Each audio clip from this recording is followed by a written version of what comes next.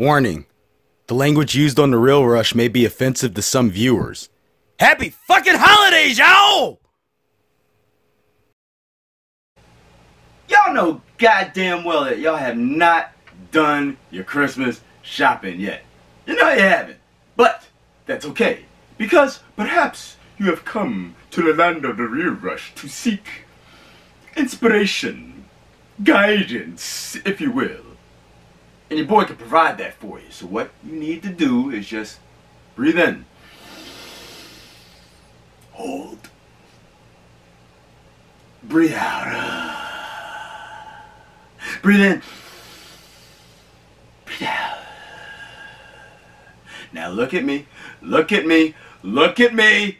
And bang your head to the opening rip. I did. I really did see Mommy kissing Santa Claus. And I'm gonna tell my daddy. So you think Lil Mike actually told that to old Papa Joe Jackson? And if he did, just how do you think old Papa Joe reacted to that shit? You know? Hearing the news of his wifey, old Mama Jackson, been smooching up with Santa Claus. Personally, I've always thought that it went down a little bit something like this. Just check this out. Boy, you heard your mom was doing what? Come here, bitch! I'm not trying to make light of spousal abuse here. But this is motherfucking Joe Jackson we talking about, man. This is the man who is pretty commonly known that he would beat an F sharp into your ass until you could hit that note with the utmost pinpoint accuracy.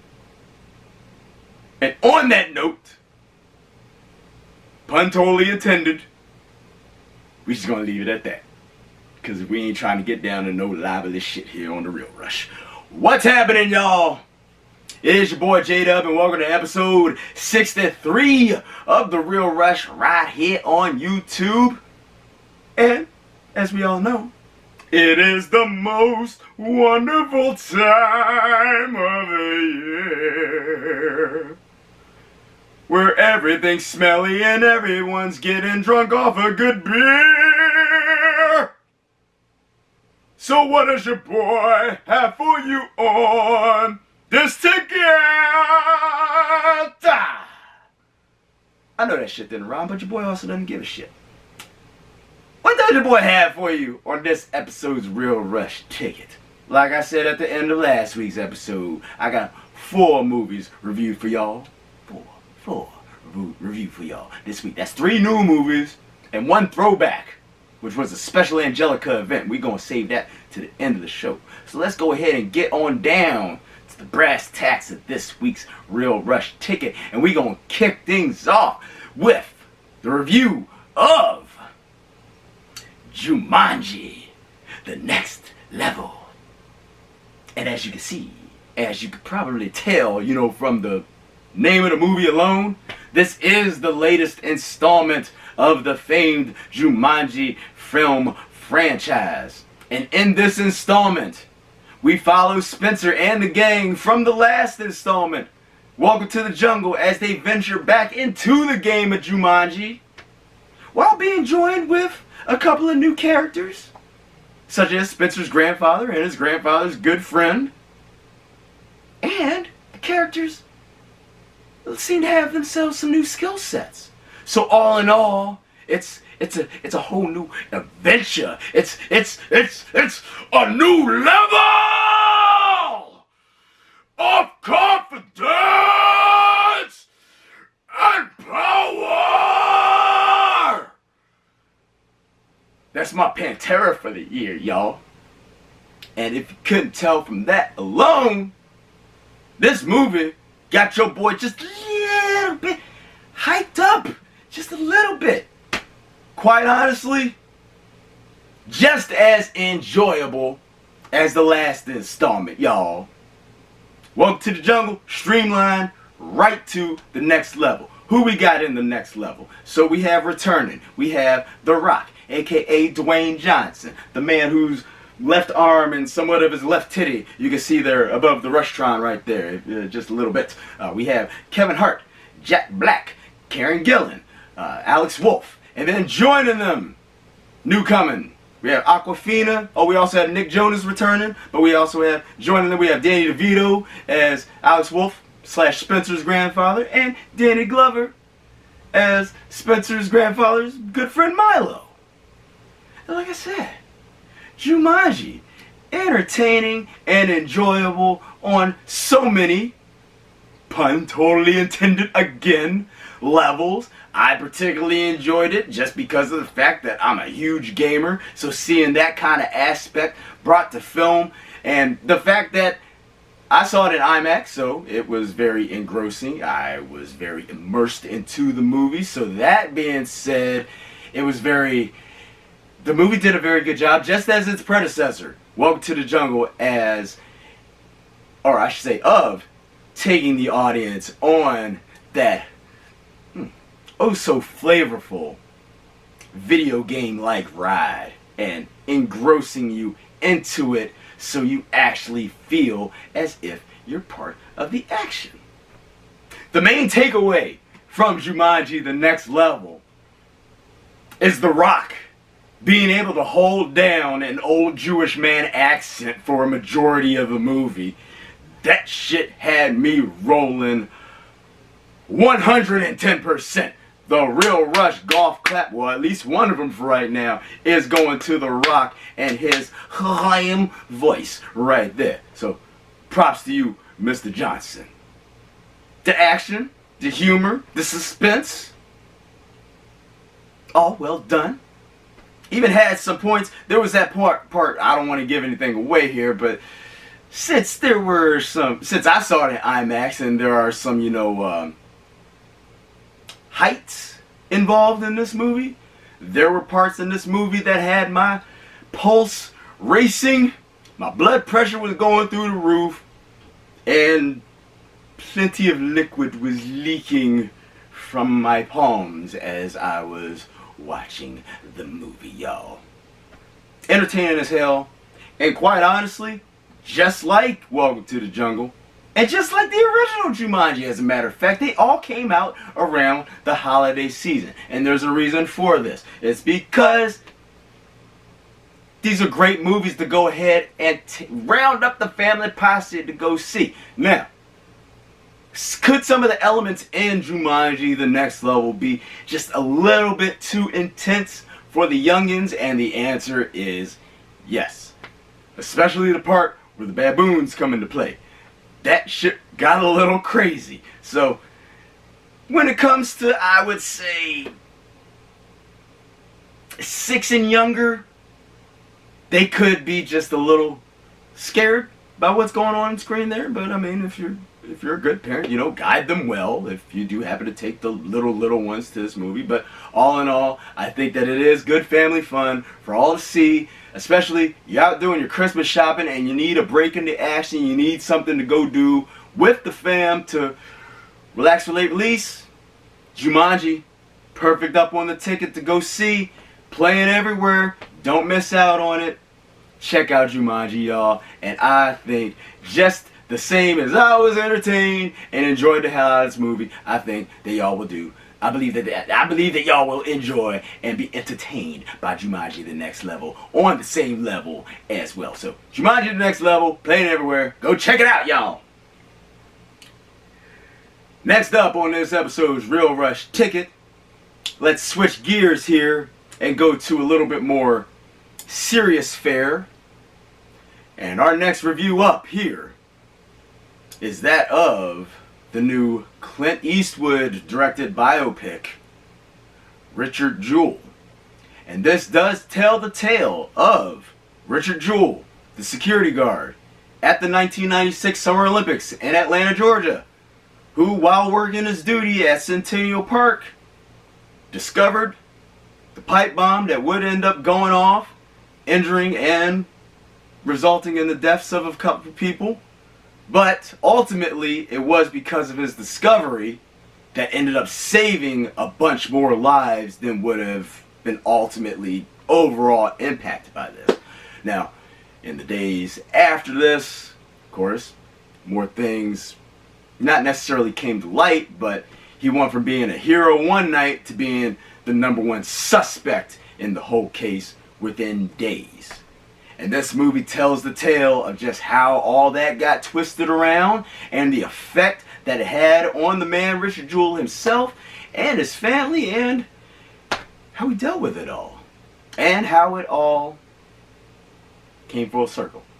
That part, if you don't know the full story to it, which a lot of us do. A lot of us watching this, we're probably lying. I know I was watching that. I was 14 years old when all this was going down. I was watching all this on TV at the Summer Olympics 1996, 23 years ago. So if you, like I say, with any historical movie, if for some reason you don't know the actual story behind Richard Jewell, and this movie is really, really accurate, at least from what I could tell, don't read into it. But of course, if you already know the story, there's no spoilers lying ahead.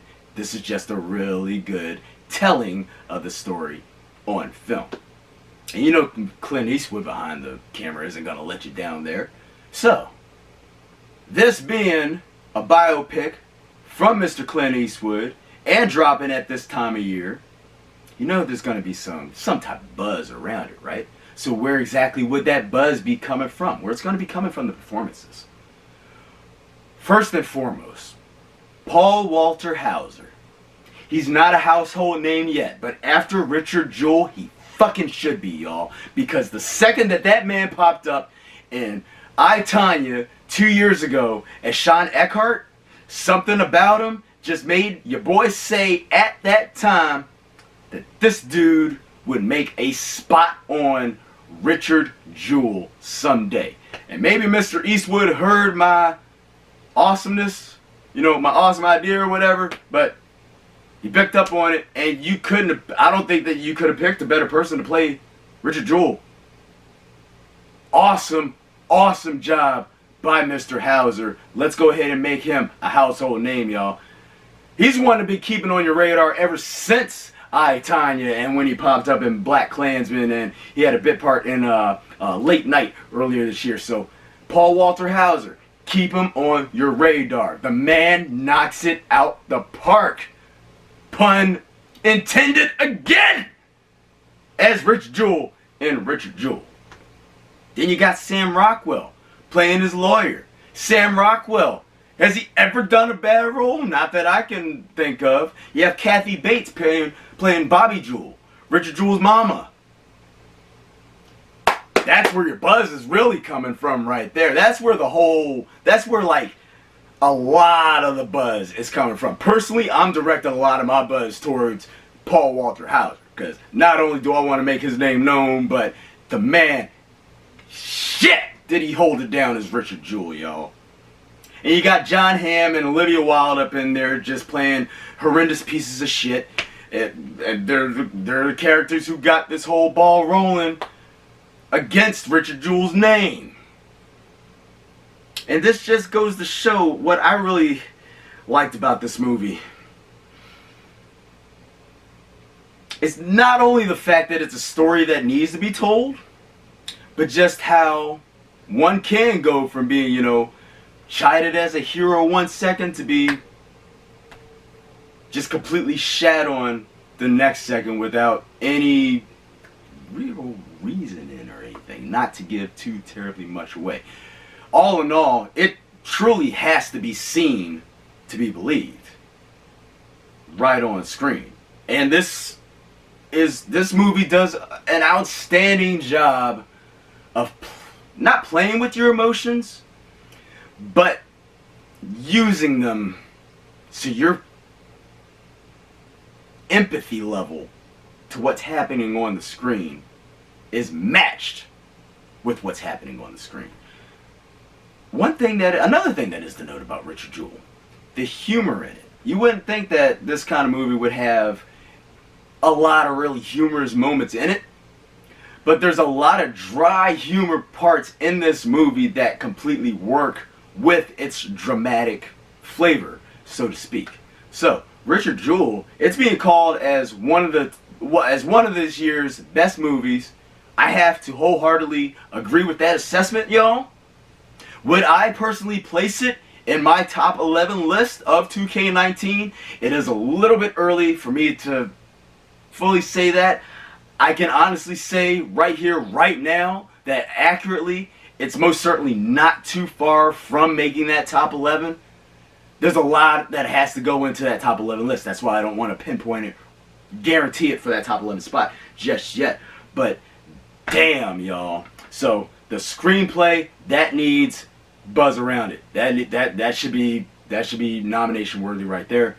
Paul Walter Hauser as Richard Jewell, nomination worthy all the fucking way. Kathy Bates, absolutely. Kathy Bates is always holding it down. That's the girl right there. She's the woman. You awesome. You awesome. You awesome, Miss Bates. Performances all around, great. And the movie itself, overall. Yeah. Once again, wholeheartedly agree that it is one of this year's best. Catch it. Go see Richard Jewell. Not just one of this year's best movies, but this is something that I can definitely say in complete agreement with no lookbacks or any pullbacks or any takebacks, whatever you want to say. I can honestly 110% say that while it may not make my personal top 11 list of best movies of the year just yet because I haven't fully assessed it, this would most certainly make, I would say, the top 5 of most important movies of the year to see. So let that be the takeaway grace for you from your boy's review of Richard Jewell. Richard Jewell should be playing everywhere, y'all. If it is not playing everywhere in your area, I highly suggest that you do check your IMDb and you do check your Fandango and check out Richard Jewell as soon as possible. See it in the theater. It was amazing on the big screen. See it before any more buzz gets around it. You don't want to wait for it to come out on home media because by then award season more than likely will be done. See it while it's still out in the theater. It is an important piece of film. I cannot stress that enough. Richard Jewell, go check that shit out immediately following this broadcast, y'all. Whew.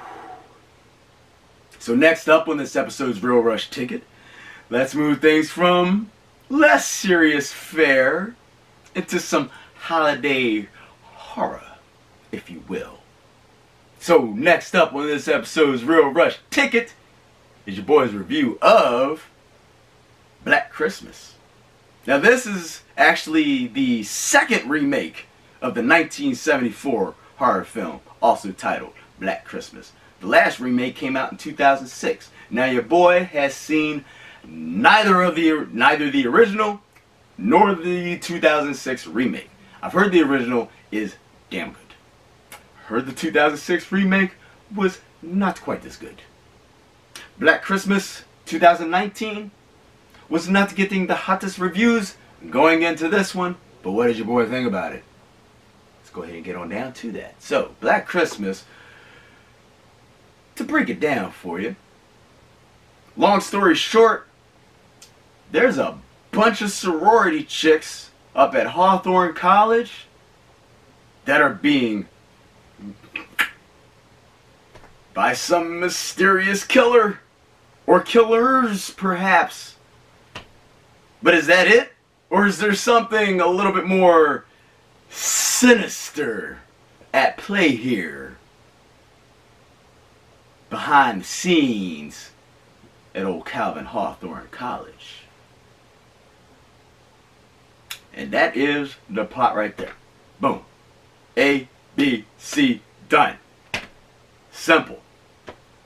Is the movie cheesy as hell at some points? Hell yes. Is it B-movie quality? Well, B-movie quality all the way? Hell yes. But in my honest opinion, ladies and gents, that's what made Black Christmas work. And you know what? I'm kind of starting to like this whole let's shit on a movie before it absolutely drops. Because I went into this joint with pretty low expectations. It had like a 3.3 on IMDb on Friday morning. So like 2 people had seen it by this point. Yeah. So like 2 people gave it like a 3 or some shit like that. Higher than 3.3, y'all. Higher than 3.3. So honestly, I went in with my expectations quite low, as I'm sure a lot of people in the audience did. But I, along with the packed house, and yes, it was close to a sold out screen at the Regal Gateway in Gainesville out here in Prince William City the other night, I, along with the rest of the audience, found this movie to be pretty damn entertaining. Now, that depends on what your definition of entertaining from this movie is. See, I found there were a decent amount of scares in it. Nothing shockingly like it or anything that made me want to turn my head or not want to be there anymore, but the scares are there. And of course, it being a horror movie of B movie quality, you're gonna have, once again, your cheesy humor, your cheesy dialogue, your cheesy... It's like a throwback to an 80s, or, because it is a remake, perhaps it's keeping a lot of the aesthetic of that original 1974 Black Christmas version. So if you're a fan of that kind of stuff, you're gonna walk away from Black Christmas quite enthused. You like that word? I used enthused. I didn't want to say entertained. I said enthused. So, if you want to go in for just the humor aspect of this movie, or just the fact that it's a good old chop him up, let's run from the bad guy while he's wielding a knife, and what you open that door for, bitch, you know you shouldn't have done that kind of movie, then this is the movie for you. Is it the greatest movie ever made? No. Is it the greatest horror movie? No.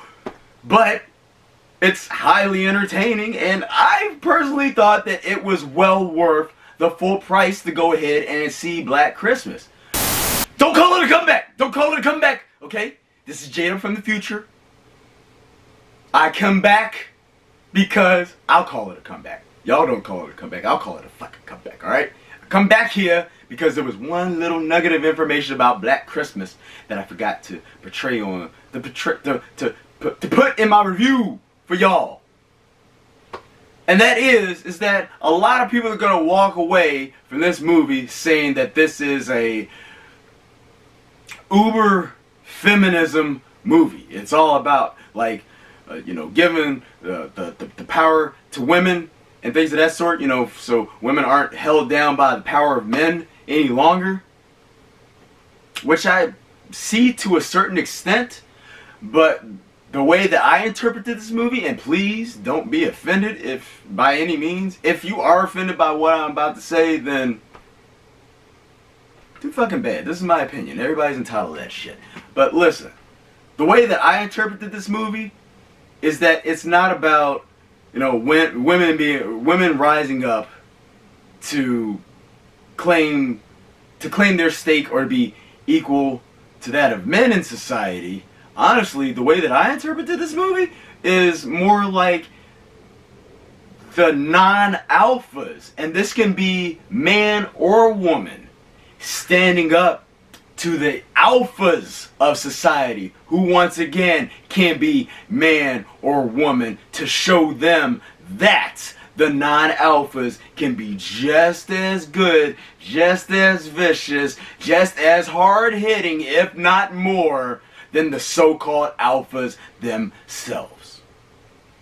And once again, if you're going to be an alpha or a non-alpha, equal playing field. Non-alpha, men and women can be considered non-alphas just as men and women can be considered alphas as well. It's just the fact that only society just happens to fucking keep putting the word alpha before the word male.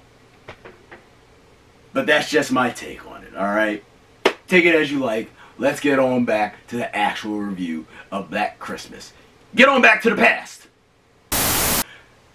This right here, ladies and gents. So you have Jumanji as your family release for the weekend. You have Richard Jewell as your more or less adult-oriented drama, get down to business movie of the weekend.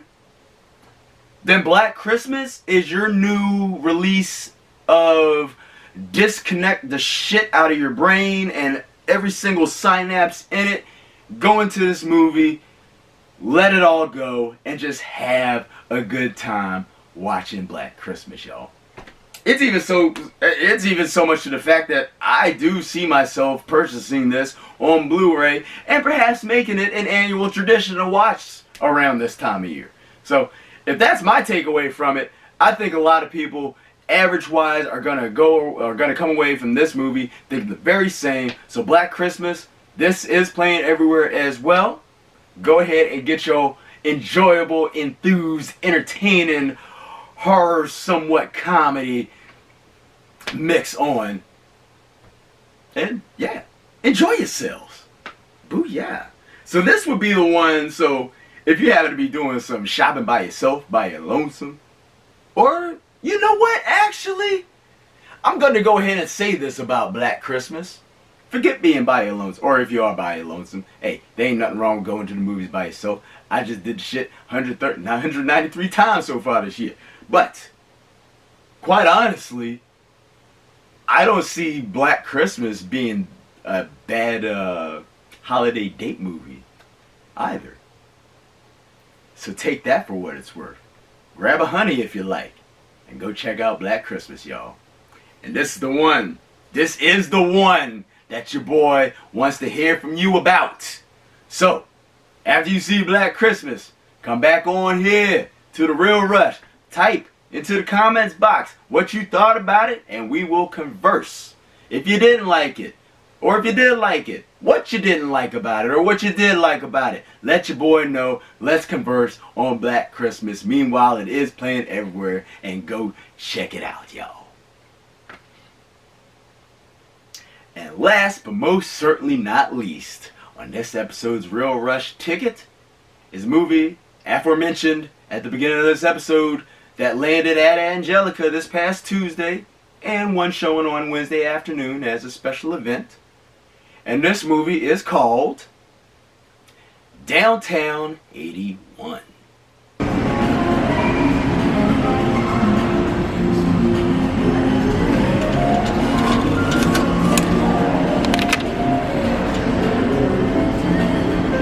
Now, Downtown 81 stars now world-renowned artist Jean-Michel Basquiat as himself, as an artist, a starving artist, early 80s, Lower East Side of Manhattan, as he's navigating through that gritty scene at the time, trying to make ends meet, you know, trying to pay his rent, trying to sell his pieces of art so that he can live, you know? But not only that, but it follows him on almost like this mystical journey as he goes through that urban landscape to almost like tell the tale of not only what it's like to be part of that environment or to be a product of that environment, but also how it's almost like a fantasy land as well. Now, I know that explanation doesn't seem to make a whole hell of a lot of sense, but with movies like this, or like Wild Style, like movies of this era, like the early hip hop era, or that punk scene era of the late 70s, early 90s of New York City, like those kind of movies have a type of feel to them where they don't necessarily like have like a concrete plot or even like a screenplay or anything along those lines, but there's still something to be taken away from it inspiration wise, just from the words that are spoken on screen by the characters, by the colorful characters, and just what one's own interpretation of downtownish life might be like. One might look at, you know, the dirtiness of of that side of New York City at that time, or any city, or most cities at that time. Like DC not that long ago, just 30 years ago, was known as the murder capital of the world. As an outsider, one might look upon that kind of environment as not the most pleasant place to be ever. They wouldn't go near that. They wouldn't touch that with a pair of fucking black gloves. But there are some people who might be from that environment and see it as the most beautiful landscape that they could ever be a part of in life. So not to give too much away about the movie, but, or I should say about the plot itself, but to let's actually get down to the brass tacks of the details of, you know, the technicalities of the movie. This was actually originally called New York Beat Movie. Filmed in 1981. Right on the streets of New York City, especially the Lower East Side of Manhattan. It captured the landscape that no longer exists in that part of town. It's all been rejuvenated and revamped up by this point. It doesn't look anywhere near like it used to at this point. But this film captures that shit at that time. But unfortunately, due to financial troubles, the film could not be finished until the year 2000. And by that point, very unfortunately, Basquiat was long gone, departed from this life. So now we get to see this finished product. And once again, if you are a fan of that type of quote-unquote subculture from that era, find this where you can. This is actually on somewhat of a roadshow release, if I'm not mistaken. And even if it isn't, actually no. I'll take that back before I say this. It is on a roadshow release. I believe downtown81.com is where you can find the details for that. But this movie is also should be widely available, at least, you know, via the internet, on some type of digital medium for you to see as well. I want to go down the cast in this movie, because this goes to show a little bit like a sign of the times of what you're really dealing with. So you have Basquiat. Debbie Harry shows up in this. Fab Five Freddy. You have Debbie Mazar. Lee Quinones, star of the aforementioned Wild Style movie that I mentioned a couple moments ago. You also have bands such as Crit Creole and the Coconuts, Tuxedo Moon, and the Plastics. So it's from that era, and if you're... The best way to put this, the best way to compare Downtown 81 is, if anybody has ever watched an episode of a, I wouldn't necessarily say I would think that it's a famous TV show, but if you've ever watched an episode of a TV show that used to come on called Night Flight, you know what kind of aesthetic I'm talking about here. And that, what you got from Night Flight, imagine that, but drawn out for about an hour and a half. And the finished product, classic clutch shit, y'all. Find it where you can. Downtown 81. If you're a child of that era, you're gonna love it. If you are not from that generation, say if you're from a younger generation, you want to get you some real education, you start watching movies like this. Your boy Jada would not steer you wrong when it comes to that aspect. Downtown 81, most certainly one to check out, y'all. Find it where you can.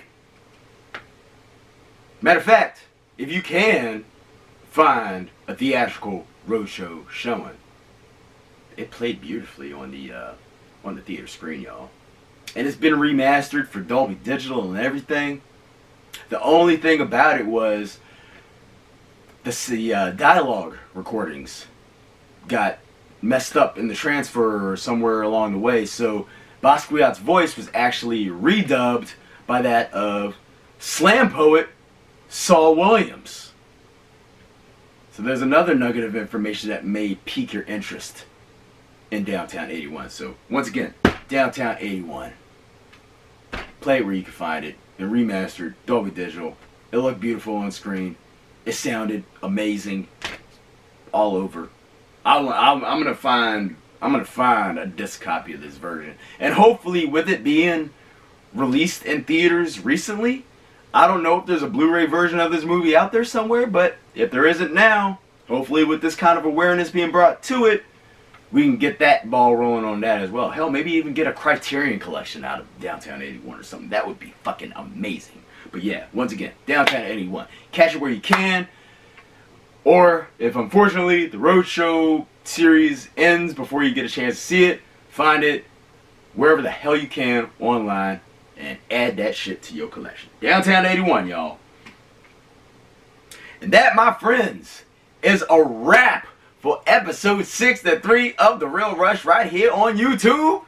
And of course, it is at this time in every episode that I like to take the time to remind my fellow viewers that the third Friday of the month Bandit Show is coming your way this coming Friday, December 20th, 7:30 p.m. up at the Stagecoach Theater Company out in Ashburn, Virginia. Come on out and have yourself a good time. Not only is this our last show of the year, this is our last show of the decade, y'all. We don't do no religious joke. Yeah, that's what I said. I don't need to have no perfect English. It's improv. We don't do no religious joke. We don't do no political jokes because we want y'all to come out for 1.5 to 2 hours and just forget about the bullshit in the world for that time. Tickets are available online for 12 bucks. They are $15 at the door, but of course I recommend that you get your tickets online because if the show sells out, you show up at the door, you're going to get turned away. And this time of year, not exactly warm outside. Don't want that to happen to you. Plus, if you go online to buy your tickets, use the promo code John, my name, John, all caps, you get yourself a discount. Where can you go online to find your tickets? You find those online at stagecoach.tc.com/stagecoach-bandits. Once again, that is Stagecoach TC. That is Stagecoach, T as in Thomas, C as in Coach.com/stagecoach-bandits. The promo code is John, John, all caps. Wear that shit the fuck out. Come out and have a good time. And please join us next weekend here on The Real Rush on YouTube for episode 64. Yes. I'm getting a little excited. You probably could tell why. Because we've got some big shit on the horizon where next week your boy will have a review for you. Actually, I'm going to go a little bit backwards here. We'll have reviewed for you. We're going to have the reviews for A Hidden Life. We'll also have the review for Bombshell. I am really looking forward to that one. That's looking like this year's Big Short / Vice. So definitely looking forward to Bombshell. We'll also have reviewed for you Cats. I'm looking forward to that. Personally, I'm looking forward to it. It does look like it could either be or but we'll have that reviewed for you next week. So we'll also have reviewed for you just a little known movie. You might have heard of it. It's called Star Wars: The Rise of Skywalker. Dropping this Thursday. Your boy's going to the 9 o'clock showing up at the Airbus IMAX, which has no reserved seating, which means that even for the 9 o'clock showing, your boy will be there at 6 o'clock. Pretty goddamn early just to get his spot in line. If that's not some hardcore movie fandom, I don't know what the hell is. But the Udvar Hazy Aerospace Museum IMAX Airbus is where all the hardcore Star Wars people go to go see this shit. So you know your boy's going to have some outstanding footage for you on episode 64 of The Real Rush. So make sure you join us back here next weekend on YouTube for that shit. But in the meantime, as always, if you have any questions, comments, concerns, any shit like that, please feel free to go ahead and type those on into this YouTube page where you are viewing this week's episode right here, right now. To everybody who subscribed to The Real Rush right here on YouTube, I want to thank you wholeheartedly for having done so. If you haven't subscribed to The Real Rush on YouTube, what the hell are you waiting for? You want to be the first thing to know when your boy drops a new episode. And please, especially with this time of year, ladies and gents, be spreading love. but be spreading the word of the Real Rush in the same manner. So please go up to a man or a woman, hug him, give him some holiday cheer, and tell him about the goddamn Real Rush. And don't forget that the Real Rush also has replay value. So any movie that's come out over the last year or so that you want to know what your boy thought about, all you gotta do is go up to the YouTube search bar up at the top of the page there and type in quotation marks The Real Rush, followed by, outside of quotation marks, the name of the movie that you're looking for, and then boom! Instant movie review on demand for you, because you know your boy J-Dub and the Real Rush got y'all covered for life, son! Give me my wine here. Because as always, you can also follow your boy on Instagram for my live movie check-ins as they occur. And you can follow your boy at J-Dub Champion, hashtag The Real Rush.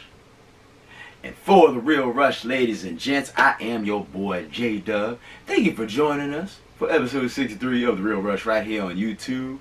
Remember, when you are at the movies, and once again, especially during the holiday season, be of good cheer, keep the lips shut, keep the cell phones away, and put the smartwatches on dim, because I guarantee that any text messages, any conversations, and even the time, all that shit will be waiting for you after the movie is all said and done. I guarantees it. Enjoy yourselves while you're at the movies, ladies and gents. Have fun, y'all. Love, J-Dub. And we'll see you next weekend!